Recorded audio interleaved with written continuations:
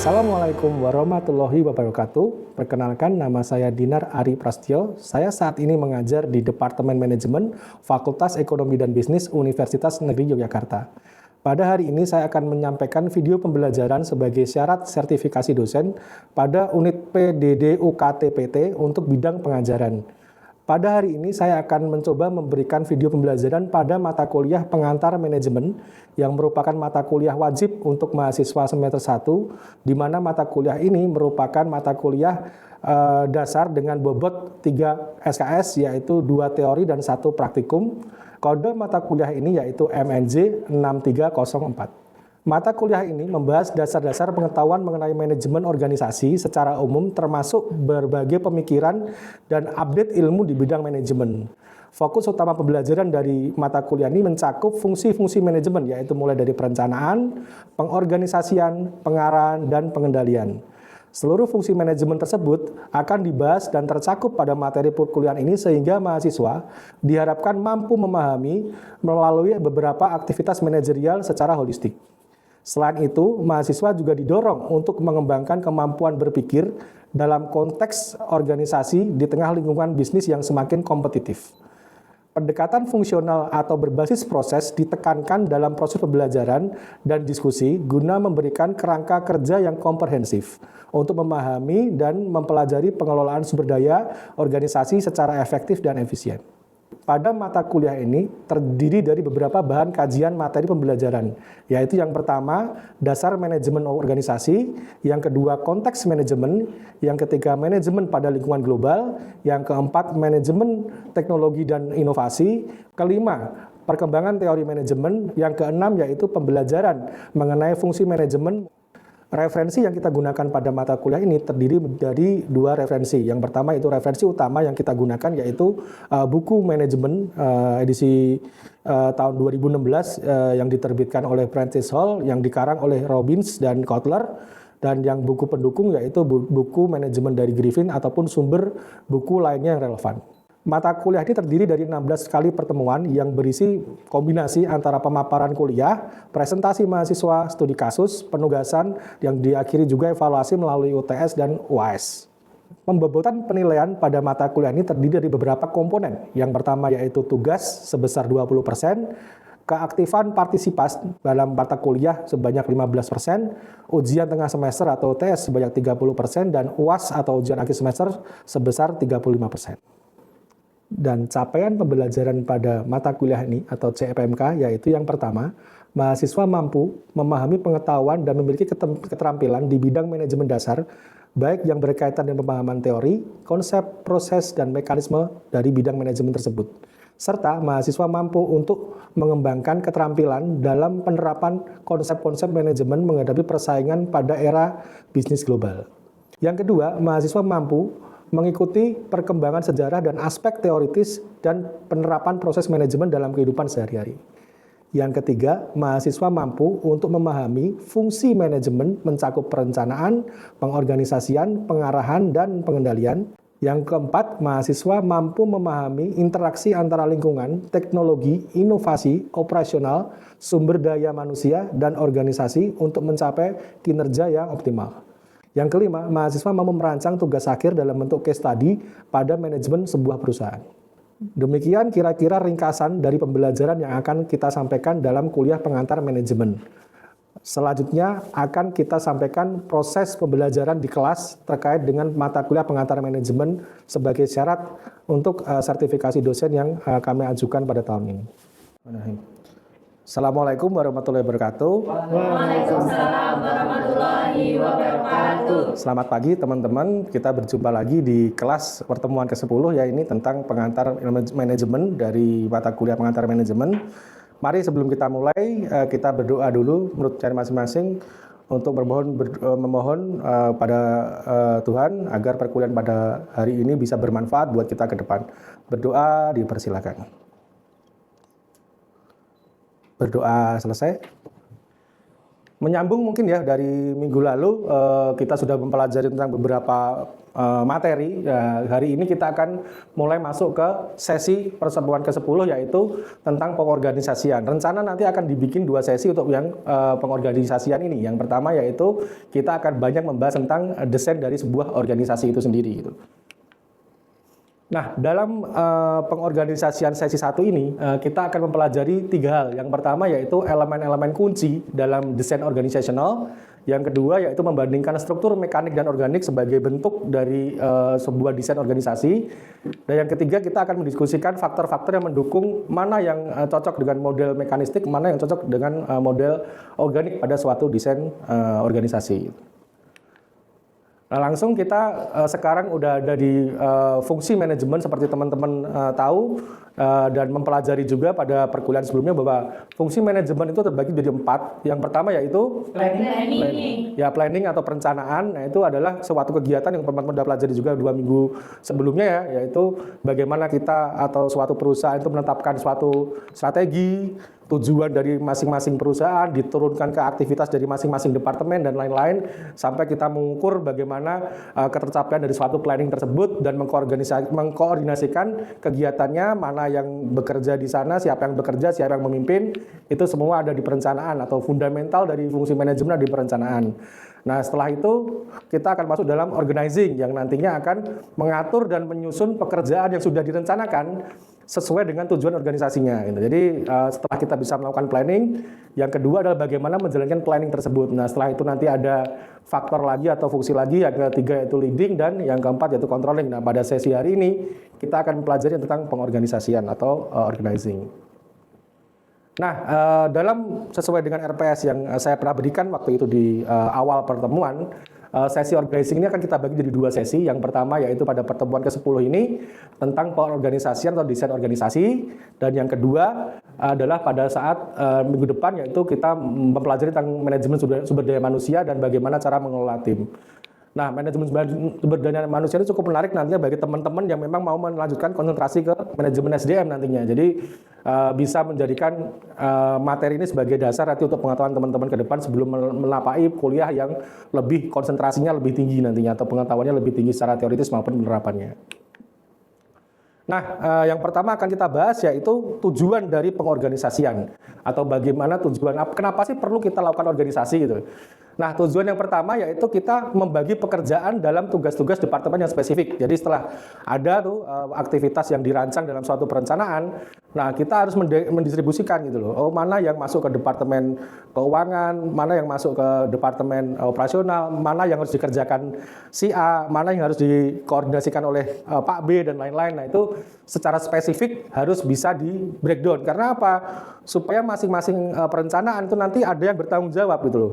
Kalau nggak ada yang bertanggung jawab ya nggak akan ada orang yang nantinya care ataupun perhatian terhadap outputnya itu udah berhasil atau belum, udah tercapai atau belum gitu loh. Nah, makanya perlu yang pertama. Yang kedua yaitu menugaskan pekerjaan dan tanggung jawab ke masing-masing individu. Jadi ada breakdownnya masing-masing individu di dalam suatu perusahaan karena fungsi organisasi juga kan.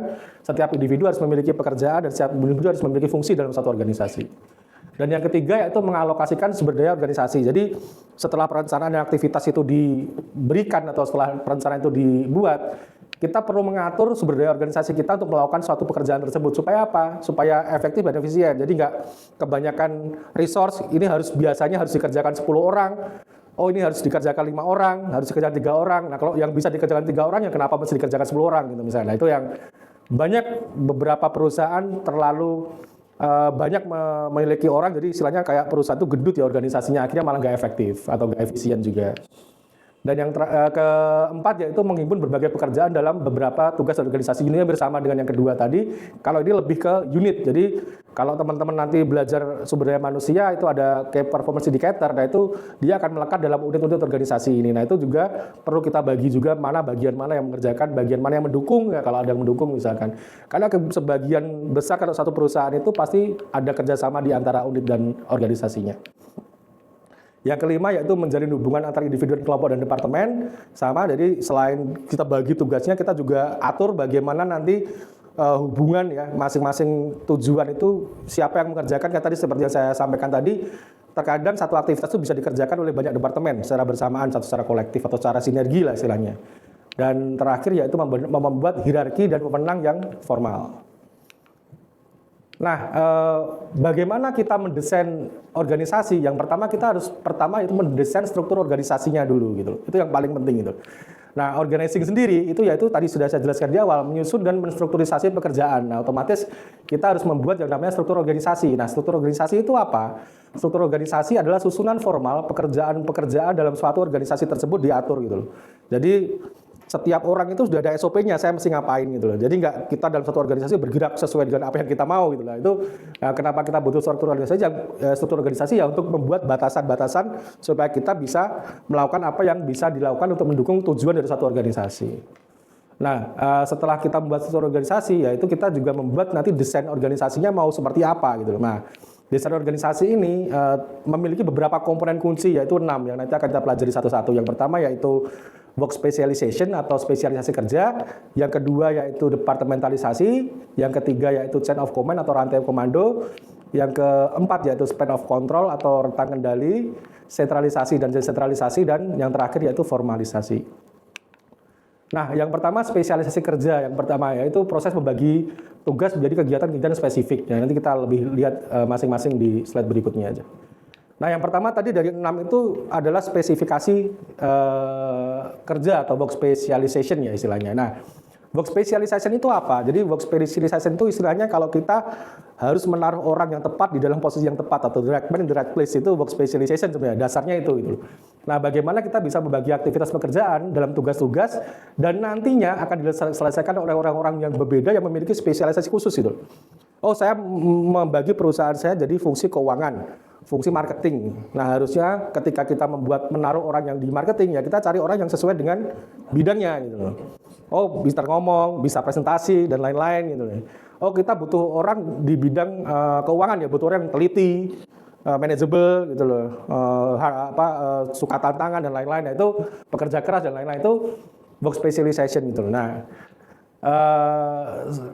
secara normalnya gitu loh, semakin tinggi work specialization atau spesifikasi kerja seseorang itu semakin tinggi produktivitasnya. Tapi di dalam teori manajemen itu ada namanya human diseconomist theory atau teori disekonomi manusia gitu loh.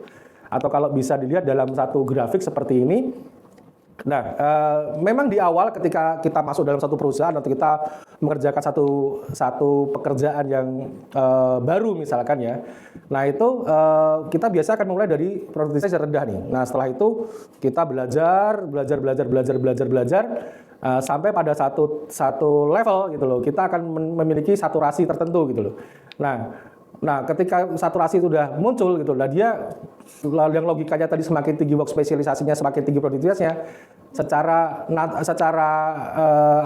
in the contrary atau secara keterbalikan dia malah jadi turun. Nah, itu yang namanya human diseconomist gitu loh. Ya, itu kira-kira seperti itu di job spesialisasi. Kira ada pertanyaan mungkin? Izin bertanya, Bu. Oh ya, silakan, Mbak. Nah, dan dari materi ini tuh dalam pengalaman Bapak sendiri ya Pak, faktor apa saja sih Pak yang membuat semakin tinggi spesialisasi kerja atau work specialization ini bukannya semakin meningkatkan produktivitas tetapi malah justru membuat produktivitas itu menurun seperti itu? Saya masih cukup bingung di situ. Oh ya, terima kasih. Dengan Mbak siapa, Maaf? Mbak Oki Nirina. Ya, Mbak Oki ya. Jadi pertama memang secara awal atau secara ya ini by waktu dan by dalam satu lingkuran waktu tertentu ya memang di awal seperti itu, Mbak. Jadi ketika kita masih masuk dalam satu perusahaan, kemudian kita dapat training, kita belajar dari teman kita atau kita belajar dari senior kita, bos kita.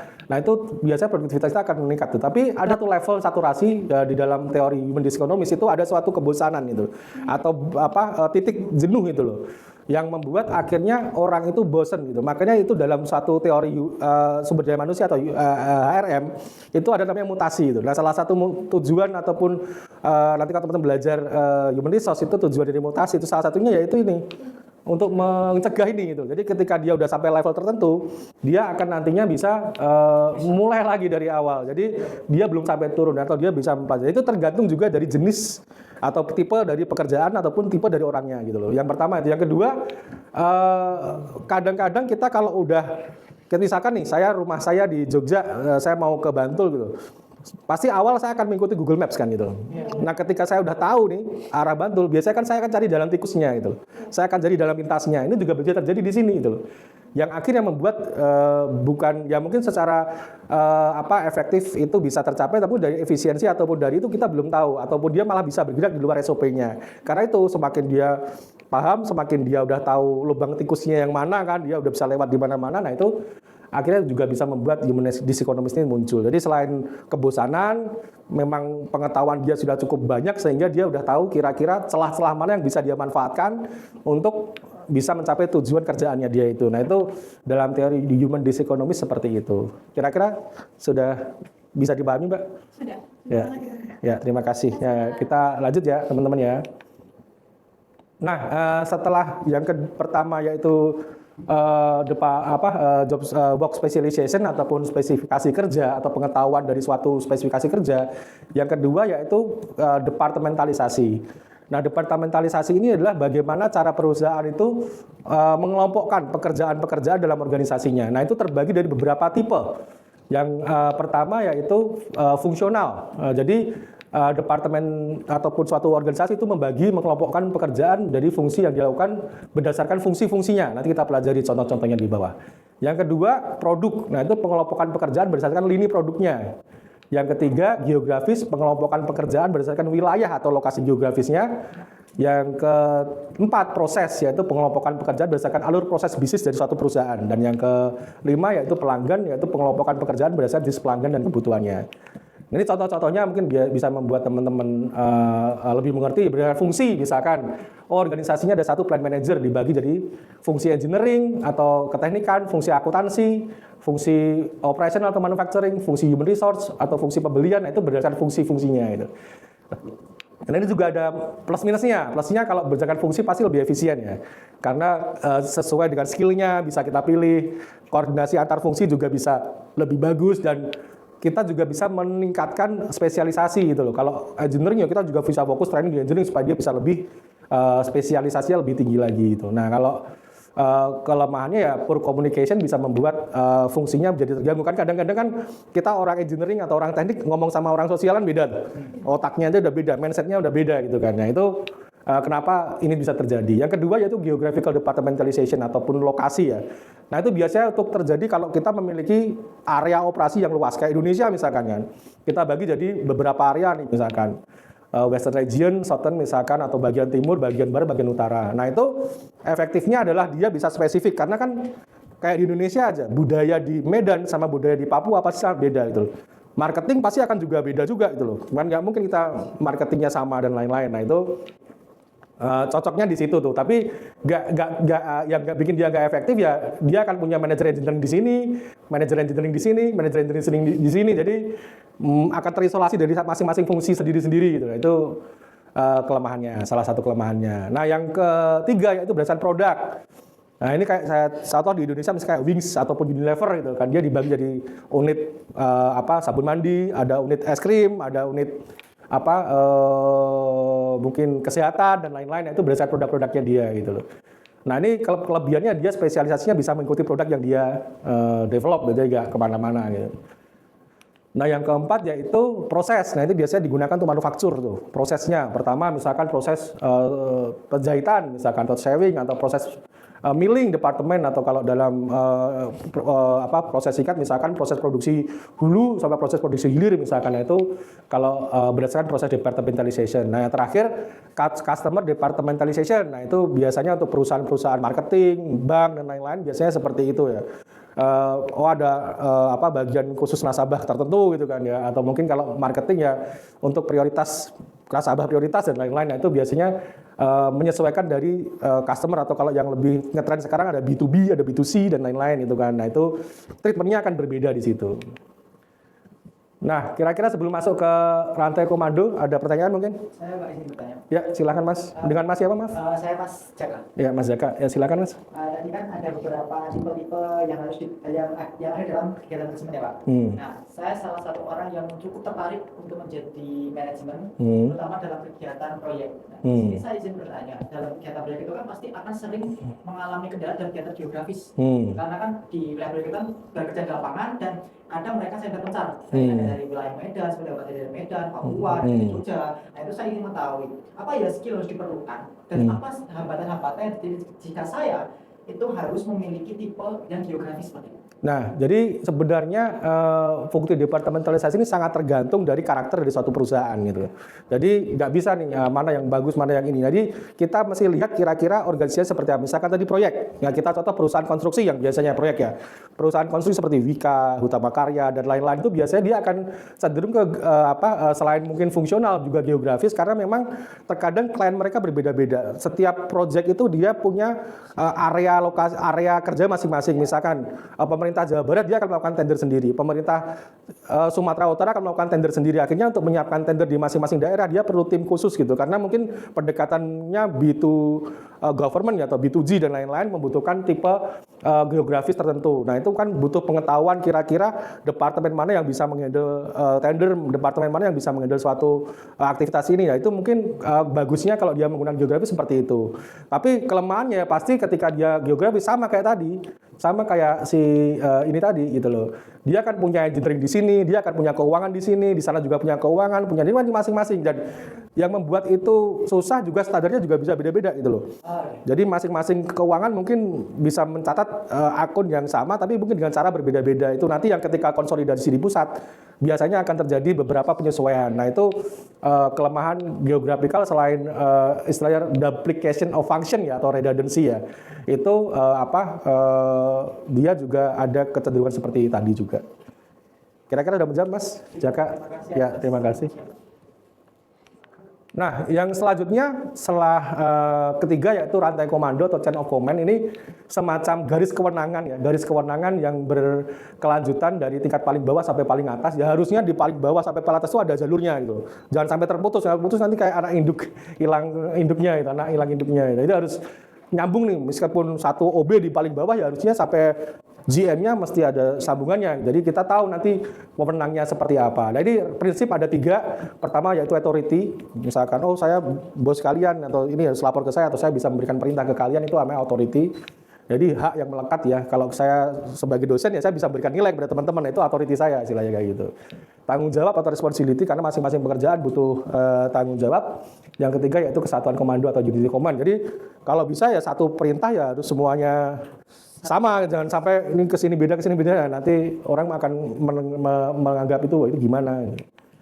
Nah seperti ini mungkin ya, jadi ada CEO ke presiden, nah misalkan ini Gubernur Jawa Barat, Dewi Mulyadi, ini Gubernur Jakarta, ini Kabupaten Bandung, nah Pramono Anung nggak bisa ngatur Bandung, karena meskipun dia di bawah, tapi dia tetap bukan dalam satu otoritinya. Nah itu rantai kendali, jadi paling bawah dia bisa diurut tuh, ini mana. Nah yang kelima yaitu span of control, yaitu banyak atau tidaknya dia punya anak buah, intinya kayak gitu. Jadi seorang manajer itu efisiennya itu punya anak buah berapa sih? Nah itu di span of control. Karena kadang kan engineering punya anak buah cuma 3 gitu loh, tapi produksi punya anak buah ratusan gitu. Nah itu apa nih yang mempengaruhi itu? Yang pertama yaitu keterampilan dan kemampuan manajer itu sendiri gitu loh. Low level manager pasti akan memiliki anak buah yang lebih sedikit daripada yang lebih tinggi karena pengalaman dan kemampuannya. Nah yang kedua yaitu karakteristik karyawannya gitu. Jadi tergantung dari karakteristik karyawan, karakteristik pekerjaan yang dilakukan. Pekerjaan yang modelnya butuh pengawasan ekstra seperti marketing mungkin nggak terlalu banyak-banyak gitu loh. Tapi kalau buat produksi yang dia udah punya goal yang tetap secara harian ya bisa mungkin ratusan, satu manajer bisa sampai ratusan orang dan lain-lain. Nah ini mungkin ya simulasi tengah span of control, satu pimpinan memiliki 4, ya semakin tinggi dia biasanya akan semakin kecil span of controlnya, karena apa? Kompleksitas pekerjaannya tinggi gitu. Jadi VP ke direktur misalkan dia cuma punya 4 gitu, tapi nanti direktur ke manajer bisa sampai 8 kali. Jadi kalau ini misalkan menggunakan span of control seperti ini ya dia akan membuat hierarki yang seperti ini ya. Nah yang selanjutnya yang kelima yaitu sentralisasi dan desentralisasi. Ini sejauh mana keputusan itu diambil ya. Kalau sentralisasi itu di pusat, kalau desentralisasi itu lewat bawah itu loh. Nah itu apa yang membuat kita itu lebih ke sentralisasi, mana yang cocok ke desentralisasi seperti ini. Kalau lingkungannya stabil ya biasa dia akan sentralisasi, dari atas menyuruh satu perintah sampai bawah sama semua. Nah terakhir yaitu formalisasi. Nah formalisasi ini adalah sejauh mana pekerjaan itu distandarkan atau bagaimana pekerjaan itu kita formalkan gitu loh. Karena harusnya setiap pekerjaan itu memang harus ada SOP-nya.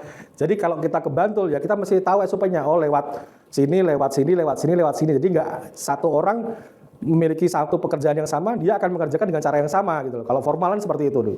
Nah kalau enggak ya, ini ketika saya di pekerjaan, ini kerjain malam, ini kerjain sore, kerjain siang, ya itu kan belum formal. Jadi kalau formal itu ya pasti ketika batasan yang kita terapkan itu dilakukan secara penuh oleh karyawannya. Nah, sesi terakhir kita akan pelajari tentang bagaimana komponen-komponen tadi akan diaplikasikan pada sebuah perusahaan. Nah, seperti tadi ada 6 tadi, specialization, departmentalization, chain of command, span of control, sentralisasi, desentralisasi, dan formalisasi. Nah, itu pasti akan ada penerapannya atau jenis-jenis penerapan dalam satu perusahaan. Ada yang diterapkan secara ketat, ada yang diterapkan secara longgar. Nah, itu akan interpretasikan dalam bentuk mekanisme sama organistik atau mekanistik sama organistik. Nah, bagaimana organisasi yang bersifat mekanistik? Nah, dia ciri-cirinya adalah dia organisasi yang sangat ketat terhadap suatu hal. Misalkan spesialisasinya harus tinggi. Jadi untuk bisa bekerja di sana itu mesti dengan kemampuan tertentu dan skill dengan level khusus misalkan. Nah, itu kebalikannya dari organistik. Nah, itu dia terkadang dalam satu pekerjaan itu bisa cross fungsional. Oh, saya di bagian keuangan kadang bisa mengerjakan pekerjaan-pekerjaan di bidang non keuangan dan lain-lain. Nah, itu bisa dimungkinkan terjadi di organik, atau mungkin ada satu project yang kerjasama bareng, cross hierarchical team juga bisa gitu loh. Meskipun kita tidak memiliki bidang ilmu tertentu, misalkan seperti startup itu kan dia lebih fluid ya. Ada dari IT, ada dari non IT, bisa bekerja bersama-sama untuk mendevelop satu produk dari perusahaan tersebut. Nah, yang lebih mekanistik lagi ya dia rigid departmentalization, artinya setiap departemen ya harus mengerjakan apa yang punya atau fungsinya dia sendiri gitu. Nah, itu mekanistik lebih kaku seperti itu. Nomor 3 adalah komennya juga clear, jadi tidak ada bias atau apapun, jadi hanya punya satu chain of komandonya atau rantai komandonya satu, span of controlnya sempit karena atasan pengen mengawasi bawahan dengan sangat terkontrol atau detail. Dan terakhir dia lebih ke centralization atau top to bottom, dari atas ke bawah. Sementara organik itu ya span of controlnya lebar karena mungkin atasan sudah lebih percaya ya dengan bawahan untuk menentukan keputusan-keputusan. Terus kemudian dia lebih ke desentralisasi, pengambilan keputusan bisa dilakukan di bawah. Sama yang terakhir diformalisasi, kalau mekanistik adalah high formalization, di mana semua harus ada SOP-nya. Sementara organik dia lebih low, atau dia bisa bekerja mungkin bahkan result only, jadi yang penting outputnya lah, mau kerjanya seperti apa dan lain-lain itu mengikuti. Nah, itu kira-kira materi pada hari ini tentang desain organisasi. Ada yang belum jelas ataupun ada pertanyaan? Belum, masih jelas Pak. Oke ya, belum ada ya. Kalau belum ada, untuk minggu depan berikut ada tugas individu. Nah, buatlah esai, nanti dikumpulkan di Google Classroom seperti biasa. Pilihlah teman-teman satu perusahaan rujukan, kemudian jelaskan dengan singkat pendekatan mana yang sesuai dengan organisasi tersebut. Apakah mekanik, stick, atau organistik. Nah, kemudian eksplorasi. Kenapa kok teman-teman mengeksplorasi menentukan itu mekanistik atau organistik, ciri-cirinya apa nih yang ini cocok nih ya, dan lain-lain. Nah, itu silakan bikin esai yang nanti dijelaskan analisis teman-teman mengenai jenis perusahaan tersebut dan eksplorasi ciri-cirinya dari kedua jenis, apakah itu masuk mekanistik atau organistik.